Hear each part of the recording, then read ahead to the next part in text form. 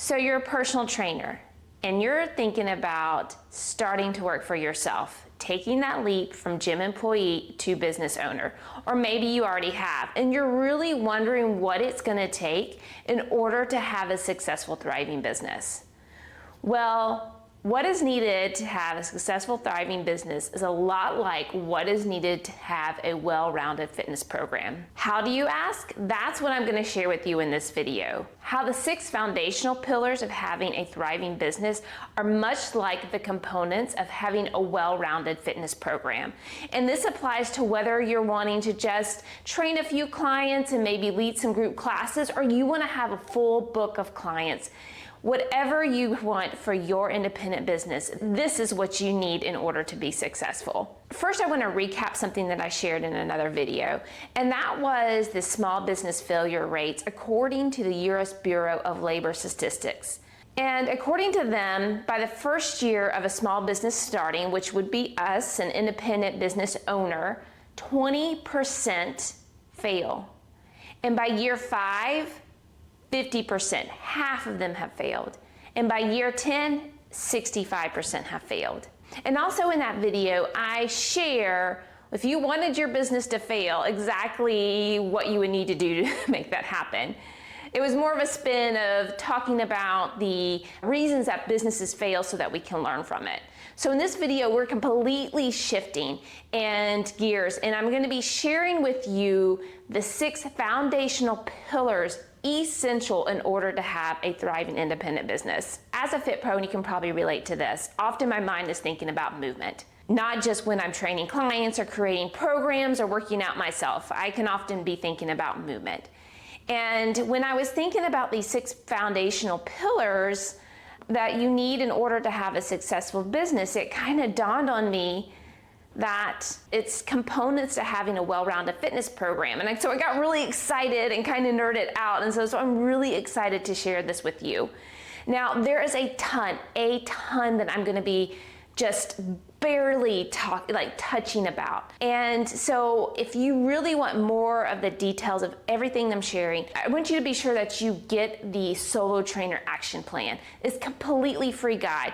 And this guide is covering these 6 pillars that I'm discussing. It's covering the 30 actions that are in this action plan. And it has videos that go in even more in depth with each pillar and each action step, as well as a beautiful PDF guide that has all the action steps plus a checklist to help you keep track. So if you are looking for a plan to help you with starting your business or making sure that your business is heading in the right direction, be sure to grab that freebie, and it's going to be in the link below. So let's briefly talk about the components of a well-rounded fitness program. Now, these are my definitions of it. You might have some other wording or verbiage that you use or other people use, but here's what I have seen is consist of a well-rounded fitness program, not just your workout for the day, but just in generally speaking. So the first component that's super important is mobility. That is working on flexibility and range of motion. The second part of this is stability, working on those deep supportive muscles. Third component is power, working on that fast twitch reaction muscles. The fourth component is strength, so working on increasing our muscle mass. The fifth component is cardio, so working on that cardiovascular endurance. And for the 6th component is recovery. It's working on getting rest and recovery in our body. Now I'm going to dive deeper into each of these components as we go through these 6 pillars. So let's get started with pillar 1. Pillar 1 is own and thrive. And this pillar is all about you taking on your role as a business owner. From you're no longer a gym employee, but now you have your own thing. And there's a big shift that occurs in that. And this a lot has to do with your mindset and really taking some time to figure out what you want in your business and why. And this pillar can often be sort of overlooked, not seen as important, or just skipped over. And this is very similar to the first component of a well-rounded fitness program. and that is mobility. I don't know about you, but in my younger years, I did not consider mobility work to be a very important thing that I needed to focus on. I just get out there and do my workout and not even see the value or the need in order to do a proper warm-up, to do some foam rolling, some dynamic stretching, all of those components to, help improve range of motion, even before my workouts or after my workouts. But now that I'm older, I totally see working on mobility work as a non-negotiable. Like I have to do it before. I got to properly prepare my body before my workouts, and in between them, I need to make sure that I am taking care of those tight spots. And so again, that is why pillar 1 is a non-negotiable for your business and cannot be ignored or overlooked. The parts of pillar 1 are first really shifting that mindset from being a gym employee to a business owner. You are now running a business. So there's a lot that changes when you are wanting to have a successful business, that you really got to think about your business and treating your business as a real business. The other parts of this is really understanding why you're doing this, deep down why you're doing this, because you're going to have highs and lows, and you need to be sure that you keep focused on your reason behind going independent. And then also setting goals for yourself. What is it that you want to achieve in your business 5-10 years from now? So make sure that you are creating a business that you love. So those are just parts and pieces of the first pillar, which is own and thrive. So now let's move on to pillar 2. Pillar number 2 is establish and protect. And this foundational pillar is all about setting up your business professionally, as well as getting the legal structures in place that you need to protect you and your business. Now, this is the funnest stuff to work on, and that's kind of like the second component of a well-rounded fitness program, which is stability. The stability work works those tiny, supportive, deep tissue muscles that really support, our joints. And when they're not firing and they're not working like they're supposed to, they can cause a lot of issues. And these aren't the sexiest moves to be doing. So we got pay-off presses and clams and balance work, but they're absolutely essential in order for you to have great stability in your body. And again, this is a lot like what you need in this pillar for establish and protect. That is establishing your business entity. Are you going to be a sole proprietor, an LLC, an S Corp? Getting your employee identification number, your tax identification number, your EIN. Is getting your legal documents in place. Not only just what you need between you and your clients, but your website. It's also getting a business bank account. And the last component is also making sure that you have the proper insurance you need for your business. So that is what you're going to need in order to ensure that you have a strong foundational pillar number 2 of establish and protect. So let's now talk about what you need for pillar number 3. Pillar number 3 is price and earn. And this foundational pillar is all about structuring your pricing and managing your income to build a financially sustainable business. Now, this is the fun part where we get to talk about money. And I understand not everything is about money, but a lot of us go into business because we want to make money, we want to do something we love and we're passionate about. So establishing this pillar is absolutely essential in order to have a resilient business. And all this fun stuff is like the third component of a well-rounded fitness program, which is power. And in power, we're working those fast twitch muscles, that energy system that provides us that quick burst of energy when we need it. And you get to do fun movements like swings and slams and sprints. And all this helps to make a very resilient body. So for the components of pillar 3, they are one, really understanding business finances. You can't take home 100% of what you bring in. You have to consider taxes and operating costs. So if you don't have a great grasp on business finances, you may consider exploring that, talking with a business accountant. The next piece is then now determining what are your services and what are you charging for them. Then how are you going to take payment? What methods are you going to accept from your clients? Then how are you going to take, then another piece of this is how are you keeping track of it all? You've got to keep records of your business expenses and your revenue coming in, in. So what method are you going to use for that? And then the final sort of piece of this is determining when and how much you pay yourself. As I mentioned, you can't take home 100%. So what percentage can you take home knowing that you have these other business kind of expensive and involved in it? And so that you overall with these components are ensuring that you're bringing the money in that you want to make and take home while making sure you have these other things cost so that you are creating a sustainable, resilient business. All right, so that is pillar 3, price and earn. And now let's move on to pillar 4. Pillar number 4 is attract and convert. And this foundational pillar is all about determining your ideal client, showcasing the value you can bring them, and having a system in place that converts these leads into long-term clients. Why do we like to lift weights? Well, I'll share with you one of my reasons that I like lifting weights, and that is what I have seen it do to my muscles. The consistency over the years, I really enjoy that I have defined arms and a somewhat visible abdominals. So let's be honest, a lot of reasons people strength train and they work with weights is because they hope they're more attractive. They hope that other people find them attractive. And a lot of times we also hoping that we're converting one of those people to become our partner.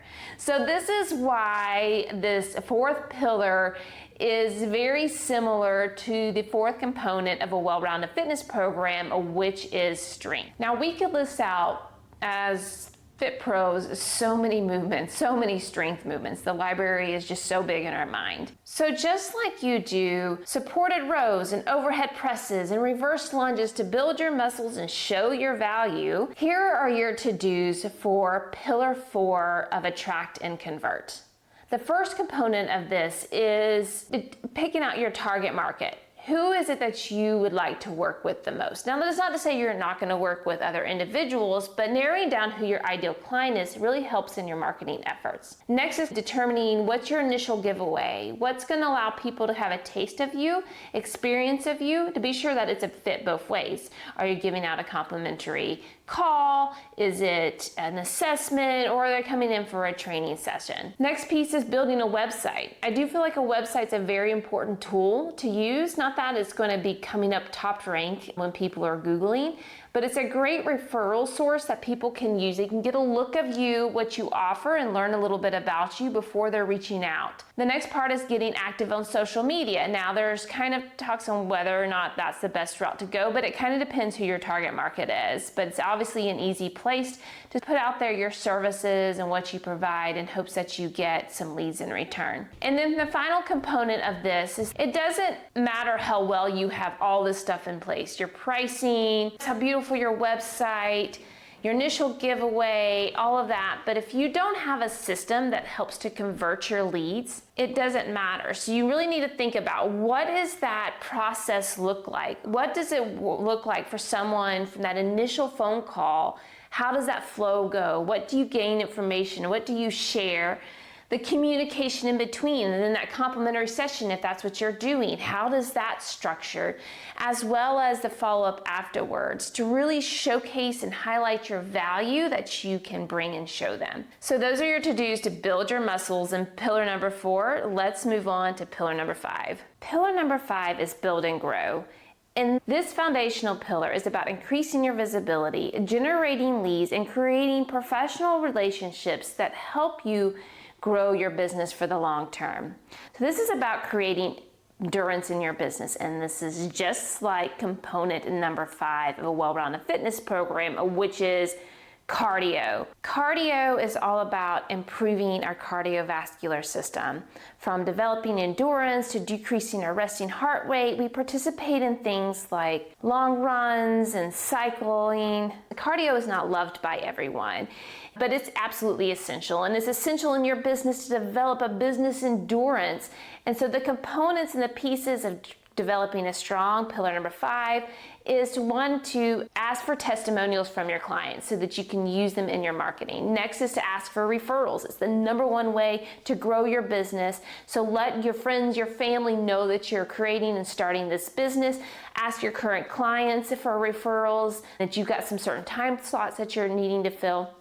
And then next, you're wanting to network. Get out in your community and meet physical therapists or chiropractors or other wellness practitioners to not only know about their services that they provide, but also that you can share and tell them about your services. So hopefully they would be more likely to refer a client to you. And a couple other ideas to help you build your business and get your name out there is look for opportunities to present. People will trust you more when they get an opportunity to hear and see you. So where could you maybe give some lunch and learns or group class? There's also, is there a charity event happening in your area that maybe you could donate some sessions for, or a basket of workout goodies? So not only are you potentially could get a lead for a client, but you're also giving back to a good cause. So those are some ways to establish Pillar 5, build and grow, where you're developing some business endurance. So now let's get into the 6th pillar. Pillar 6 is systemize and sustain. Now this foundational pillar is about creating structures and systems in place that help you really create a business that you love. Now, the pieces of Pillar 6 are often maybe not really thought about or really considered or taken seriously, just like I mentioned in how Pillar 1 can be. And so that's how it's like the 6th component of a well-rounded fitness program, which is recovery. Just like I mentioned with mobility work, it's often overlooked, not seen as important. Recovery can also seem as not as a valuable player in your fitness program. We've all had these clients that don't feel they ever need a rest day or to take some time off or need to do hardcore work all the time. And we know that is not sustainable. And the same applies to your business. So in order to incorporate recovery in your fitness program, you've really got to sort of establish some boundaries. You've got to, and then maybe do some things like going for a long walk or taking a yoga class or even taking a nap. That's one of my favorites. So in order to establish a really strong pillar number 6, systemize and sustain, you want to first define your working hours. What hours will you see clients? What do you ideally want to see clients? If it's just during the weekday and not the weekend, and it's just in the mornings, then that needs to be your set times. Don't take anyone outside of that. Also, what are going to be your times that you're working on your business?